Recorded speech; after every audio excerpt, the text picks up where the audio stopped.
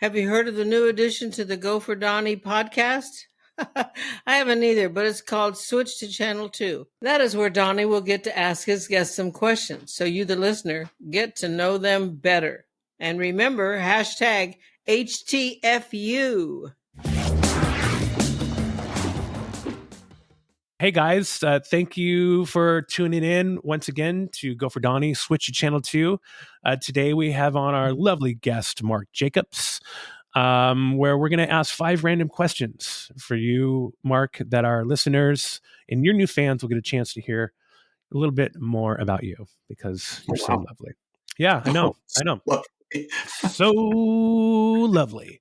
So good looking.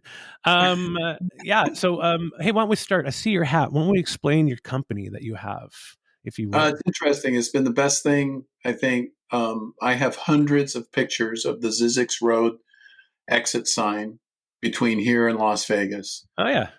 And my grandmother used to, when I'd go on summer vacations with my grandparents from Vegas to California, there were 2 pivotal things that played out in my life. One was I used to always say, "How do you say that name?"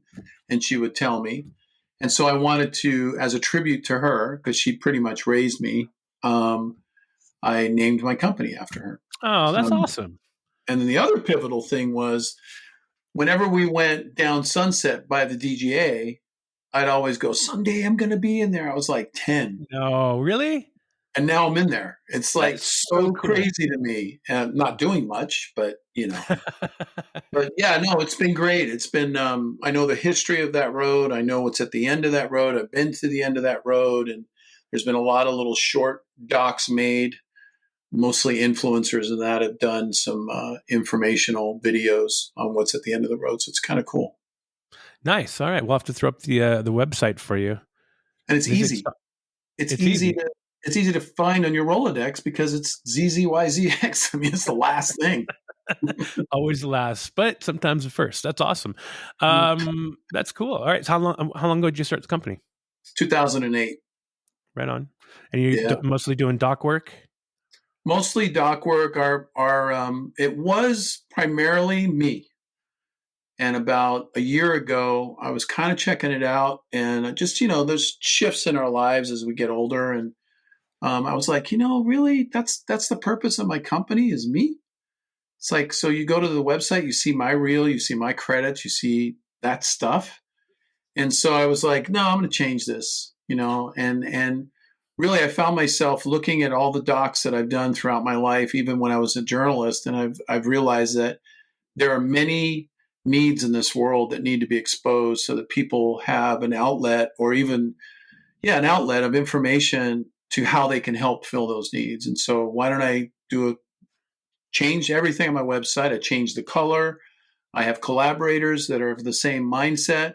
And so now we're producing films that help expose the needs and fill them in the world globally. So wow, that's really cool. It's kind of noble. I mean, I've kind of did the same thing when I started my podcast, Go for Donnie. I was thinking about the people out there that just really needed to hear a stupid story. So not even on the same level as you and your company, Mark, but that's okay. I guess we need clowns in the world too. So I'm a clown. Trust me. That's great. Make me feel a little bit better about my company. Now I'm going to go back to my website and be like, oh shit. Change it out a little, put a little bit of, little zhuzh on there for Mark. That's cool. What about you've done a lot over the years. What do you think your least favorite project was that you worked on? I mean, we all have some. Boy. Even some that I don't even have on my resume. Yeah, we do. I don't really think there's a project that I regret doing or didn't have fun doing, because I think if you regret something you're working on, you shouldn't have taken it in the first place. And if you're not having fun, then why the heck are you doing it? And so for me, if I got onto something that was arduous, challenging, just full of all these like insane moments, as Bonnie Ducci was, I try to always take a different angle to it. Like, how can I make this something I want to go to every day and not leave set? I've done some projects that went nowhere, which is always a regret when they don't get picked up, or maybe your creative just wasn't workable. I did one for a CBD company that was it was just, they wanted it to be cheesy. Then they didn't want it to be cheesy. They couldn't make up what they wanted. And then we went out when we shot, it was like this cheesy doctor walking down talking about CBD in his office with this cheesy music. And then they changed everything. And I don't regret it, but it wasn't my favorite. That's for sure. Got it. I mean, we've all had some projects where you're just like, what am I doing here? What's happening or for a paycheck. I've taken some jobs just for a paycheck where you're just like, if you're not vested in the content, it doesn't help that you're not vested in the content. So you don't really want to be there. But I think it is nice when you do find that project or the people around you that you love to work with. It sounds like you have a group of amazing folks from San Diego that you work with. Andy, who I know.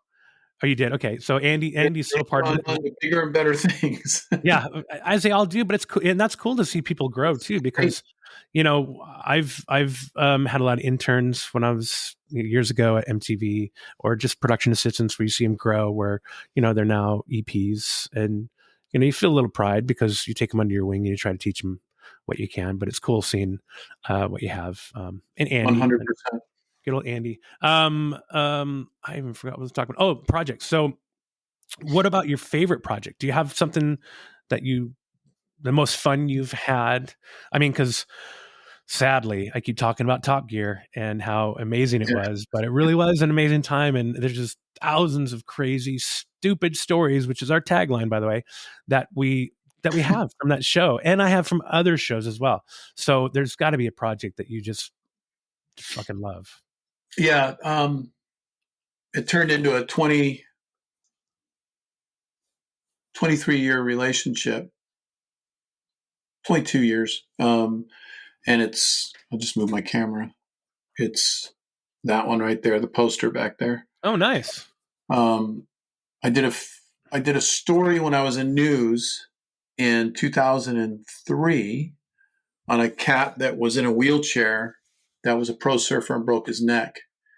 And his name was Jesse Billauer. And he was the next Kelly Slater.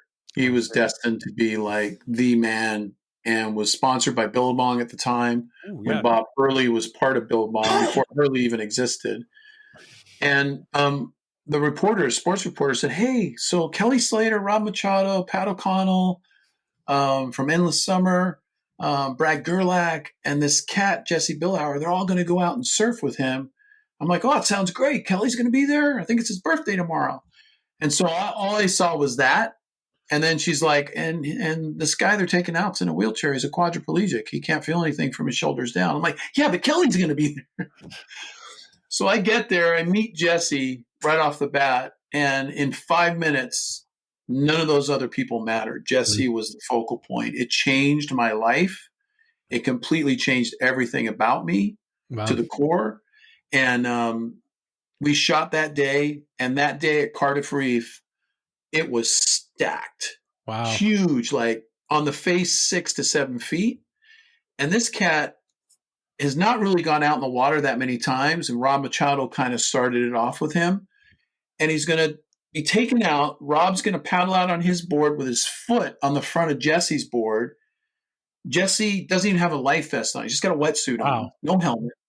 He goes out on a board that's really not designed to do what he's doing. And they take him out. And then because of great wave judgment that these pros have, they push him into these waves.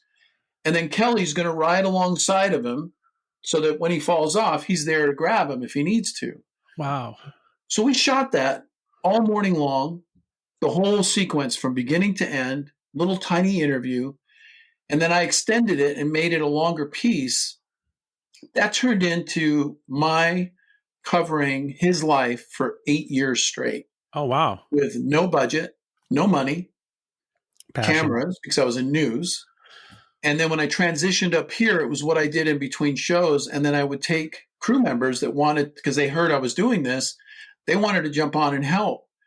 We were doing Bonaducci at Raleigh Studios on Sunset, or Gower Studios on Sunset. And no, it was Raleigh on Sunset. Was it Sunset? It was across from Paramount, whatever road that is. Anyways, And the Funniest Home Videos stage was offered to me to do the interview with Jesse, because it was a very heavy interview. It's in the film, where he talks about what happened to him in a different way than he talks when he does speeches and formal engagements. And they said, yeah, just take the studio. It's fine. And then I had an audio guy come in, Wow. and all this gear. And I was like, a ring light, because I had him like this close to the camera. And then I had everybody leave the room. I pretty much coached him for a month how to tell this story as if he was telling his son.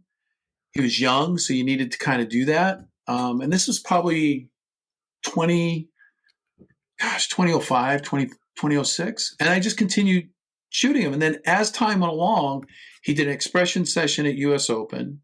Bob Hurley blew up in the early 2000s. He was sponsoring Jesse. Then he gets an award, an athletic award at Nike at the campus. I go and shoot that. And then I'm on his board for his nonprofit, Life Rolls On. And then all through this process, my daughter's getting older. My marriage is getting older because I'm married and we're having a life together here in LA. And I'm doing all these crazy shows. And then in 2009, I finished it. Took 2 years to edit. So a total of 10 years. And actually 9 years, about a year and a half to edit. And my daughter got to see that process. And I think it really impacted her life too, his whole story, and then the work ethic.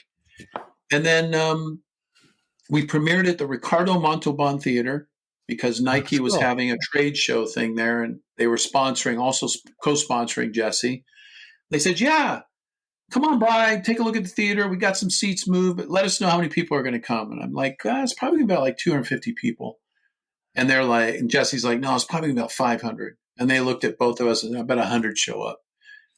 Standing room only. There was over 2,000 people. And holy shnikes. Number of agents. Kim Kardashian, who was good friends with Jesse at the time, showed up. Who else? Oh, Ben Harper, Jack Johnson, Tim Curran, Jason Mraz. All these guys showed up. They're all in the movie.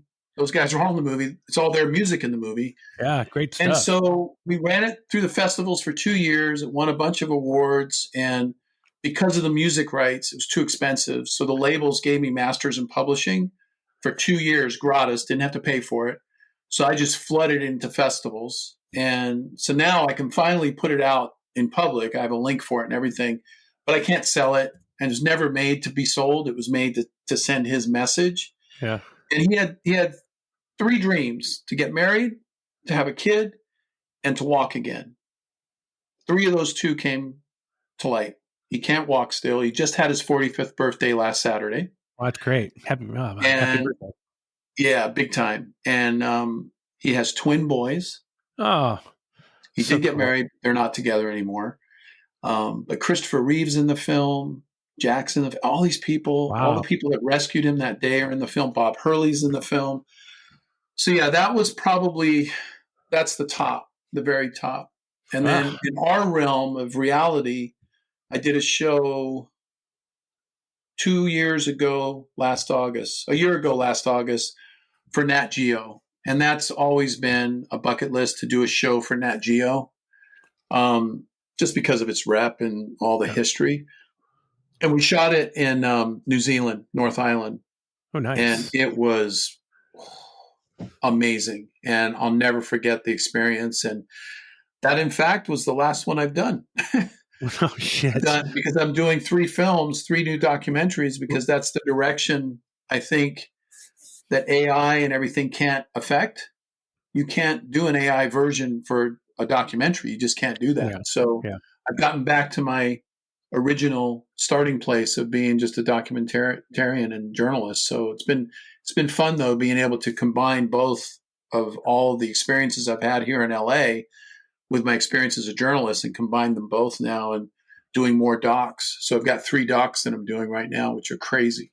Man, that's crazy. So, and now you just talked briefly about how you started. Can you get a little more in depth? You said you were 14 when you got started in the news industry. I made my first film, and every director says this. I made my first film when I was 8. And it was on 8mm film. And the guy that I did it with That's a whole nother story. But his dad's camera, he used to punch me all the time and kind of not bully me, but just, antagonize me. We were both tall, both played on the basketball team together, private school in Vegas.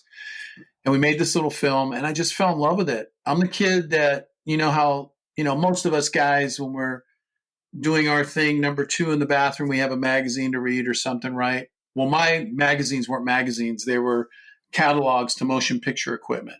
No shit. Like Noel Richardson and Chapman Cranes. And what? Yeah. So I really just had this interest to do that. And then my grandparents, they watched Walter Cronkite, Peter Jennings, all the news programs, 60 Minutes. And I used to watch that as a kid.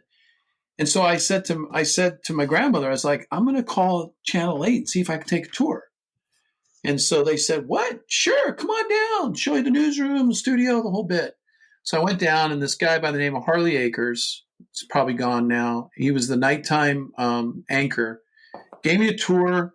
I met the weather guy, Chuck Russell, and Chuck was single. My mom being a showgirl in the face of Vegas for so many years, he fell in love with her. I mean, my teachers used to call parent conferences just to meet her. It was ridiculous. So I just kept going back. And I kept listening, and I kept asking questions, and they were more than gracious to just walk me through the process of how to run a studio camera. Back then, the NAB, National Association of Broadcasters, had just started their conventions in Vegas, and we're talking 1977, 78. And I would sneak in because I just loved all the gear. And I'd go up to like the RCA or the Sony booth, and I just start running the cameras on their little setup with their little fake sets and lighting. And I'd start playing. The sales guy would go up and go, how old are you? I'd be like 15, 14, whatever. And they'd go, how'd you get in here? I snuck in. How do you know how to run this camera? Because they're watching me like zooming and panning and tilting and racking. And they're like, whoa. And then that turned into the weekend anchor. They didn't have any weekend photographers then. So on the weekends, whenever there was like spot news, fires, that kind of stuff happening, I would get called in the studio. Hey, Mark, I didn't even have a driver's license, dude. They'd just give me a news van and say, go That's shoot fucking this awesome. fire. I love that. So I'd go shoot a fire. I'd come back. They'd throw it on the news. And I was just like, this is fun. I like this. So I never left it. I went in the Army to get an electronics background and came out. They wanted me to stay. They wanted me to be a Green Beret and all this stuff. I was airborne. And Airborne. Yeah. And so I came out and I went right back into television. I never turned back. And I was the youngest chief photog in Vegas at the NBC affiliate. Then I went back to the original station where I started as their chief. Then I went to Phoenix. Then I went back to Vegas, worked for Encore Productions, which did all the commercials for the hotels on the Strip. And we did trade shows for IBM, Hewlett-Packard, Kingston Technologies, but they were scripted, sometimes shot on film, or the latest and greatest technology in cameras that were shooting film at that time in standard def. And we do these scripted projects, and I was like the on-staff producer, DP, director, and I loved it, but it just wasn't enough. It was very slow, and I'm always going. It's like you and me. We're coffee nuts. You slow down your own way. I don't slow down. And it's like that turned into just sticking in news. And then I ended up in San Diego, and this guy called me up out of the blue, saw my work in San Diego, and he was like, hey, so XETV, who's owned by Televisa in Mexico City, they own the transmitter, which is in Tijuana. That's why it's XETV. They have the Fox affiliate here, and we're starting up a new Fox News, local news here in San Diego. And we're going to go on the air the same time Fox News goes on cable. And we're designing Fox News's graphics package, which, by the way, they still use to this day, all these years later, 23 years later. Wow. So for 6 months, I sat in a brand spanking new building all by myself, 4 stories, newsroom, studio, the whole bit, hiring people with this guy that called me who ended up being the news director. And it was the most advanced television station in the country. We're the first non-linear station in the country. And so we were the beta test site for Panasonic, the 900, the SD version of the 900, because it's shot in letterbox and also 4:3. they said, what kind of vehicles do you want? I go, I want to do expeditions. What kind of cameras? Everything I Everything you asked, dreamt they're about taking. having, they said, buy 6 of them and hire 6 great guys. And we did. We won 48 Emmys. In fact, that's them behind me, some of them. That's so In awesome. 6 months on the air, we just gobbled up Emmy after Emmy. And then 4 years later, I was assistant news director and then left and came up here. Wow. That's my story. Yeah. That's nuts. Crazy. That's a great start. I love hearing people's story in the Army. I was in DC, and after I left the old guard, I just literally walked across the street to Garrison and to the office that coordinated all of the Joint Service Honor Guard ceremonies. Oh, And wow. that gave me a Wow. taste of I gave me a taste of what we do today in logistics, big logistics. I was there during the inauguration for Clinton, so we were part of the inaugural committee. We did a lot of state arrivals to the White House, Pentagon, a lot of pageantry stuff, on a big scale. So it was really cool. And so funny. One of my last days that hit me, I had to take a Russian flag, to the White House, because we also did flag details for the White House. So whenever they needed something, they'd call our office, that we would call the warehouse. And since I had my clearance, I'd be able to, drive in and take it there. So I'd go pick it up, take it to the White House, and here I am just bebopping around at E4, just like do. And it didn't hit me. It didn't hit me that I was at the White House, that I even worked there, until I was walking down the hall past on the bottom level is where the Secret Service are, and you walk past their office to get outside to where the Rose Garden is, where they needed the one Russian flag replaced. And it just hit me. I was like, what the hell am I doing here? But it's kind of a cool reality moment of like, whoa, like I was there at the White House, and, and then what you take from the military. I know we talked about the leadership and everything the other day when we talked, but I do feel that that's something that was ingrained in me. Was the leadership and leadership skills, and you watch what a good leader is, and you see what a bad leader is too, and you don't want to replicate that. So it's kind of cool, hearing the different things we pick up from along the way and how we got started. Yeah, I owe a lot of it to the military, and because I was in the military in my 18 to 20, 24, and those are the formidable, those are the years in a man's life where we're still not adult, but whatever we can get at that time kind of sticks with us. So, because we never really grow up. No, not at all. But excuse me, but it is fun seeing what how it did shape you. You didn't, I never thought about it over the years, really, until I don't know, maybe my 40s, about how the military did shape me, and what I took out of that, and what I do apply to everyday life, and then even on set, being a production manager in 80s. So I kind of like that. It's fun. Yeah. You did get something out of the military. Oh, big time. Big time. They wanted me to stay. I kept doing reconnaissance stuff. They're like, dude, you're pretty good at sneaking around. You should do this. It's like, no. Sneaking around with the camera? You're like, no, I want to do that. I want my stuff televised. Yeah. I want my stuff known what I'm filming. Yeah. Not really. So then what do you think you would have ended up doing if you didn't get into the industry and become a director? Wow. Yeah. I know what I wanted to do, and I actually started the process to be a fireman. And I'm 6'5". I'm built like one. I'm built like a cop. When I say that, just you've got that stature, and so for me, and I think I don't know. I've always just gravitated. Like I lead teams to Africa almost every year now. We've built a full-on community center, just providing for the orphans there because they have no parents. They're raising each other. And so that alone, it's like this hope thing has always been in me. I have this empathetic gene in me. I don't know where it's from, because maybe my grandmother.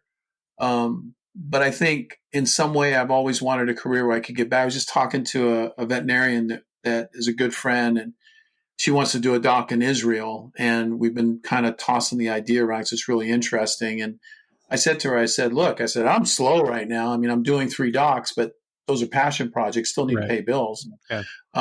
And I said, if you need an assistant or somebody to come help with the animal, because I love animals, it's like I always want to just kind of pour myself out into a situation where I can be of any use that I can be, and I'm big enough, I'm smart enough, I'm healthy enough. Use me, I mean, that's the way I've always kind of felt for a while there, especially after Bonaducci. My head was probably massive, I was walking around all pumped up, and you get humbled, and I think in those humble moments is when you, like you said, you start thinking about, where did I get all this from? And you start thinking about where you were and where you've ended up. And you're like, well, I'm kind of an a-hole. I don't want to be an a-hole. I need to humble myself and get over it. And I think that's when things changed for me was, Bonaducci, Robin Big, Kitchen Nightmares was where I started noticing it in the way that I was dialoguing with Gordon and explaining some things to him about how to do the show and have him lead it, have him gather everybody and sit them down where he wants them, and I'll float the cameras to capture it. I think that's when I realized it's not about me and where I want things or how I want to cover things. It's about the people that represent these areas and how you feed into that and how you give them the opportunity to be who they are, good, bad, or indifferent. And then you're there to support it. Yeah. That's the complete opposite of where I was. Even in news, carried a chip on my shoulder, That's why they're all not facing those things above me. They're just dust collectors. Top shelf. Only place I can really put them, the Summit my parents. I don't want them. It's like they're there. They look good on paper, but they don't even count anymore. So it's like it's still nice. It's still nice to get accolades from your peers, right? Yeah. It feels good. Totally. A little justification, of maybe you actually know what you're doing, or you should be doing this instead of second guessing yourself, going, "What the fuck am I doing here? Maybe I shouldn't be here." That's a good viewpoint. Just like every project, I'm like, "What am I doing here? How did I get here? Like, how do I know?" How do I know what I'm doing? I'm standing in Africa, 16,000 miles away from here, on this piece of land that was barren and now has like an orphanage, a church, a kitchen, community center. I'm sitting there going, how the heck did I get here? What is going on? Or you're doing a show where you're blowing up cars or you're hanging out of a helicopter. Glee Project. We're on the top of a high rise in downtown LA doing a full dance sequence. And I said to Michael Davies, who created Who Wants to Be a Millionaire, right? This English cat. I go, dude, do we not have it in the budget to have a helicopter shot around them all dancing? Yeah. Oh, no. We didn't even think about that. What? You're like, what are you talking about? I get on the phone, call a friend of mine. I get in the car. I drive to the airport. We lift off, and we come up, and we start orbiting this high rise. And I have video, because I put a GoPro in the roof. I knew to put one there. And I open up the door, and there's all the dancers, and I'm shooting them. Oh, my God. I have that footage. I'll have to share it with you. But it's just like, anyways, sorry. No, that's cool. And it's crazy. I just want to go back because you were actually, I forgot to ask this about you hanging out of a helicopter filming. That's old school. You're not using a Cineflex, bro. You're like on the skid filming with the handheld, right? Standing or sitting. Yeah. Oh my God. And so much fun. Most of it was over news. I did a chase in San Diego that was devastating. Ended in Oceanside at a gas station. The guy was killed, and we chased that thing. That guy was doing like 120. He was going faster than the helicopter could go. Jeez. Couldn't keep up with him. And it was raining, and it's bad weather, and the door's open, and I'm just like this. There's no Schwem gyro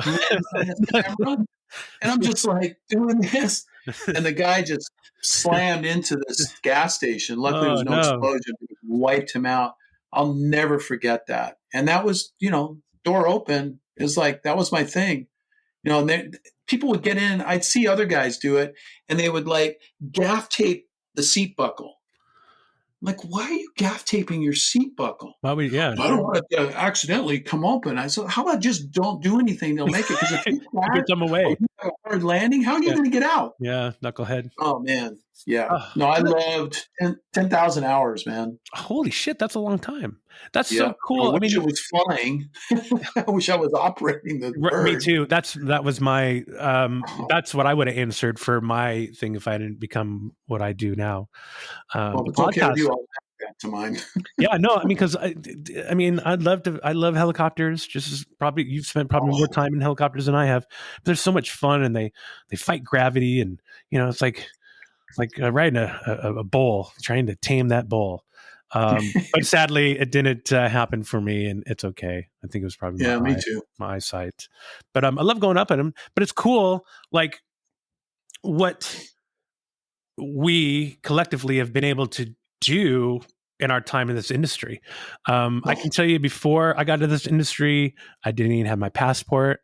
And then met my wife and got married, got my passport, and then traveled so much more. I've been around the world 2 times on the company dime, not just on pleasure. And it's so cool to, hopefully for the younger listeners that want to get into this industry, or even those who haven't been able to travel a lot. It's a lot of fun. It's a young person's industry, that travel game, but it's cool the places that we've gotten to go and the things we've gotten to see. I mean, it's kind of privileged what we've been able to do, like filming in the National Lampoon building, in Boston. I mean, that's so small. Yeah, but it's just one of many things. Like, you're like, wow, and sadly, it's probably so many cool things that we've seen over our time or have happened, where we have to see a photo or have our memory jarred a little of that time that you were, you got a selfie with the Pope in Dublin. Well, if you were to ask me during my time as a journalist, what were my favorite things and worst things, I'd have many more answers, because I've interviewed 2 presidents. That's cool. I've covered 2 wars, rescued a 7-year-old from Bosnia during the conflict. Holy shit. And have covered numerous fires. Was on a first name basis with Muhammad Ali. Wow. Was the first one on scene, and had my windows and the van, everything, all the air sucked out of the van, and the windows exploded at the PepCon explosion in Vegas back in 1988, May 4th. I know the date because it's the day after my birthday. I don't even remember my birthday that year. Jesus. So all the news events covering the UNLV Rebels through all of their NCAA championships, I was on the floor. I was covering that. All the fights of Tyson, literally in the trailer with Mike Tyson, doing an interview, and he's peeing into a cup. He's peeing into a cup for his test, and we're interviewing him. Don King, watching him snort coke. I mean, you name it. The things that you see are not necessarily what they should be very proud of, but it gives us a good temperature of what we don't want to be, or what we want to be involved in. And then to be able to share those moments with young people, like you said, I think that's what we're supposed to do. I speak at a lot of universities. I'm speaking next week to a filmmaking class on Zoom, which I'm not a fan of doing. But they're like, send me some stuff. I'm like, well, you got to be a little bit more specific, because I have a lot of stuff. Yeah, what stuff? But you know what? I haven't made a reel in a long time, so I'm making a new reel that they can just have that, and they can bounce questions off of what they see in it. But it's like 2 careers, news, La La Land, and it's just phenomenal. And I am so thankful to have had a job that I'm not sitting in a cubicle, that I truly love, and I'm still loving it. Yeah. It's amazing. I can't. And you can change lives. You can enhance lives. Yeah, no, totally. I mean, across the board, from something that's stupidest, from Hot Ones, right? Hot Ones, interviewing people as they're, to something very noble, or, some groundbreaking content, so it's kind of cool to podcasts on YouTube and Spotify and wherever Switch to Channel 2 would be aired. But it's so cool, like all these avenues, and you can do anything. And that's the cool thing about this industry of ours. And I too want to try to preach more, and I probably should get more involved. But I mean, like talking to schools or classes, just to let kids, because where I'm from, I didn't know this industry was available. I didn't know I could do what I do now. It just wasn't, I didn't have that outlet, that person to let me know that it's available. So it's kind of cool. And there's probably so much talent out there that they don't know. Oh yeah. That this is available to them, and they can be, the next amazing thing that comes out of wherever. So I've got a kid. He's 14. His name's Mason, and he has got the same thing I had at 14, and I see it in him. He's just super visually talented, can sequence, put things together, but loves gear, not a gear head, just loves to have gear to utilize it to enhance the visual. And he just has this like, I can only relate to the way I was. And I look at him, I'm just like, man, don't ever lose this. Yeah. Stay with it. I said, Yeah. I've been around the world all over, just like you, many times. And the people you meet and the things you get to do and get paid for it, Yeah. that's when you're like, I'm getting paid to do this? What? I'm sitting on the front of a boat at Christmas Island, Kiribati, going up and down on the very front of the boat on a few hours off after we shot all day on an atoll for 25 miles. And flying fish are going in front of you. And it's absolutely beautiful. And you're like, wait, I'm getting paid? These are the last 2 days of our shift, 2 hours of our shift? What? Isn't that nuts? Crazy. It's crazy the stuff you get to do. And I love it. I'm so glad I fell into it, and so glad that, we met 10, 12, 20, 12, 14 years ago. 14 years ago now, Mark. So it's so great. God. Hey, So but before I ask one more question for you guys, don't forget, if you want a new hat, there's these beautiful new hats. Awesome. Go for Donny. We have blue ones. We have black ones. A lot of cool stuff to support. We have little, stickers you can put on your Pelican cases out there, or on your coffee cups. You can put a little "Go for Donny." Yeah, bunch of cool little merch. So don't forget to go order check it some out. stuff. It makes it real, Mark. I'm telling you. But you can check it out at gofordonny.com. One last question for you, Mr. Jacobs. What is next for Mark Jacobs? Well, like I said, I have 3 films in the works right now. One is a biopic that I've been working on for 13 years. I have all the rights from the family. I have a shopping agreement, and it's the story of Joe Louis, the Brown Bomber. Oh, wow. And a lot of people don't know his story, and I think a lot of the younger generation demo needs to know that he was a black man at a time that was very racially divided, worse than it is now, way worse. And he was the hero of this country during World War II. That's right. Because he beat up a guy by the name of Max Schmeling, but had just previously lost to him. And it's just an amazing story of his life. And by the way, Sarah Edwards, weekend anchor, called the studio. Mark, can you go shoot an interview at Caesar's Palace? Sure. I was 15. It's online. That's nuts. You can see it. And it was an interview with Joe Louis when he was a casino greeter at Caesar's Palace. Holy crap. And he died that year, not a short time. I went to school with his sons at Las Vegas Day School, and he lived around the corner from where I grew up. So for this whole thing to come full circle. Full circle, big time. So there's that. And then I'm doing a documentary on my mom. And she dated Tom Jones. She was dating Mac Davis. She was the face of Vegas. I have 3 dads. My birth dad, who I never really knew. My dad, where I get the Jacobs name, was running a hotel casino for the mob, the Fremont in Vegas. No way. And then my 3rd dad, who I called dad, he really has been my life since I started in television. And so he's been very patient with me. He's an amazing man. And so I have 4 bins of photographs and tapes that my mom's kept since she was a child. And so we did the first interview when I was in Vegas last week. 2.5 hours, and we didn't even get out of the 50s yet. Oh no, we're not even into old Vegas. I posted that I was doing it on I grew up in Las Vegas on Facebook with a picture of my mom, because she debuted the Welcome to Vegas sign that now there's a park around it, everybody takes a picture. Well, she's on a ladder in a showgirl bathing suit with Trini Lopez and Wayne Newton and another showgirl. Shit. So I posted it. Yeah, I posted it, and it blew up. And I said, what do you guys think of maybe doing a documentary through my mom's eyes? It just started trending like crazy. So I was like, the interest is there. I'll do that. Awesome. Another film called Changing Faces, which we just finished principal photography on a guy that was sentenced to 45 years, double life with 5 additional years for an aggravated with a pellet gun robbery. Holy shit. He was asked to basically, give up the names of the other guys he was with. He refused, but he's an amazing artist, humanitarian.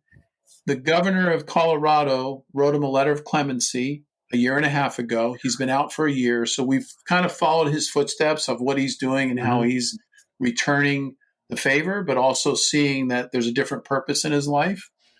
And then another one on a guy who's an MMA boxer who's going through his challenges as a new father, and another guy who lost his leg to circulation left over from the pandemic. Oh, no. Those are a little smaller, short. And then my big one, which is a short doc, these are all passion projects, and they're all kind of in the finishing stage, except for my mom's and Joe Lewis. But one on Jesse's grandmother, who's a 3-time survivor of Bergen-Belsen in the Holocaust. She actually was in with Anne Frank. And so I did an interview with her before the pandemic. She died a year and a half ago. And so now it's a short doc that they're going to premiere at the Museum of Tolerance. And the Jewish International Film Institute is hopefully, we're supposed to find out after the first, they're going to offer completion grant. So hopefully if I get the grant to complete it. Great, yeah. Yeah, we'll run it through the festivals and see. But not much, just a few things. Just a couple things. Wow. I mean, in your free time. No budget. And there's no money coming in. But I have all this gear and this full-blown edit bay that I'm in now. And it's like, I'm going to get back to doing what I used to do while we're not being called every other week to go and do a show. Yeah, no, I mean, that's what you got to do. I mean, it keeps us sane too. I can tell you that on this lovely venture that I'm on with these podcasts, I'm doing pretty much everything, and it's a lot of work to do in just about every waking minute, and then you have to think about, I'm maybe I should get a job, let me back up. I'm trying to get a job so that way I can get paid, so that way I can continue doing the passion stuff that I like to do, which we're trying, but it's a little slow out there if you haven't realized, ladies and gentlemen. So 85%. 85%? Holy crap. Out of work right now. Wow. Yeah, when's the last time you saw a yellow crew sign or a movie truck parked in a lot? Just yesterday. And where? It was down on. I was going to get. I went. I lowered my ears. Got a little freshie at Floyd's Barber Shop down on Venice Boulevard, Mar Vista. Floyd's Barber Shop, the best cut around town. But right there across the street on Grandview and Venice, they were filming. Really? Oh, look at that! There's a film crew. Yeah, cops out, one lane. I was like, oh shit, it's happening. Wow. There's one thing. So I've seen one thing. It doesn't mean there's a lot, and I could go. 3 pilots NBC's doing. One of 3. Oh my God. You could go on and see Film LA. You'll see how many permits they're releasing, and it's still nothing. Yeah. So hopefully crazy. Hopefully it'll change. But hey, Mark, we got to get back to Channel 3. We got to get back to work. I mean, all right, buddy. We got to get back so we can free up Channel 2. I'm going to get back to 16. Back to 16. As always, Mark, thank you so much. Man, we'll throw up all Mark's social and his website as well, so you can go check out his stuff. It's great having you, man. Thank you so much, man. Thanks for the chatter. It's fun. Thank you for inviting me. All right. Cheers, Mark. Production for Donny. Go for Donny. Locations for Donny. Go for Donny. Habitat for Donny. Go for Donny.